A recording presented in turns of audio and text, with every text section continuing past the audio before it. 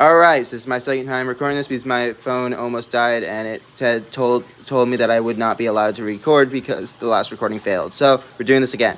This is the last video for the night, then I'm going to bed. Still need to fill this tank up, but I'm going to do that tomorrow.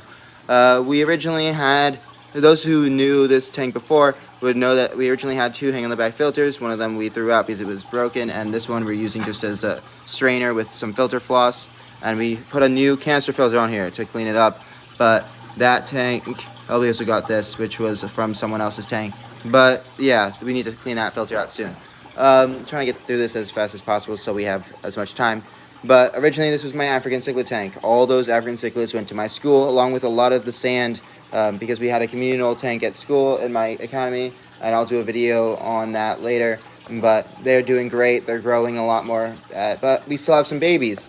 Now those two babies right there and there, those were from our Cobalt Mabuna Cichlid, which I thought all died because she released them in the tank instead of letting me strip the babies out of the mouth because they're mouth breeders. They hold the babies in their mouth so that they get aeration, and so like the eggs get aeration and they don't like develop mold.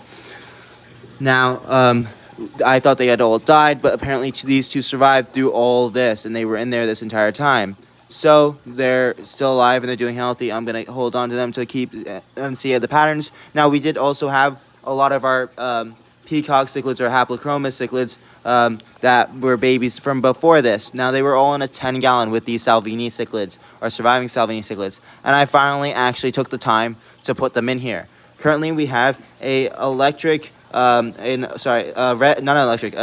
Texas cichlid in here. A baby one about that big. But he's growing out in here. We got rid of our convict cichlid to make room for the baby cichlids.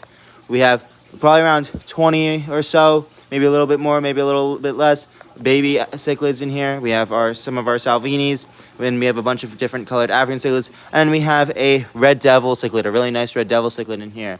And we have the red Texas in here. But we took a lot of the sand out from when I when I was originally going to put my bigger fish like the arowana and stuff in here, but I ended up not doing that. So yeah, we still have some of the sand. That's why it looks like a lot of garbage, because this is really just a grow out tank, and eventually I will redo it.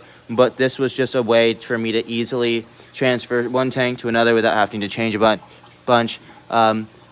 Making it like this, where it's just a bunch of heaps, basically allows a lot of the smaller fish to hide it a lot better and do a lot better and create their own territory. But yeah, sorry if I'm speaking a little fast, but I'm trying to get through this before the time is up. So I hope you enjoyed this video. I'll do another one later, and I'll see you in the next one.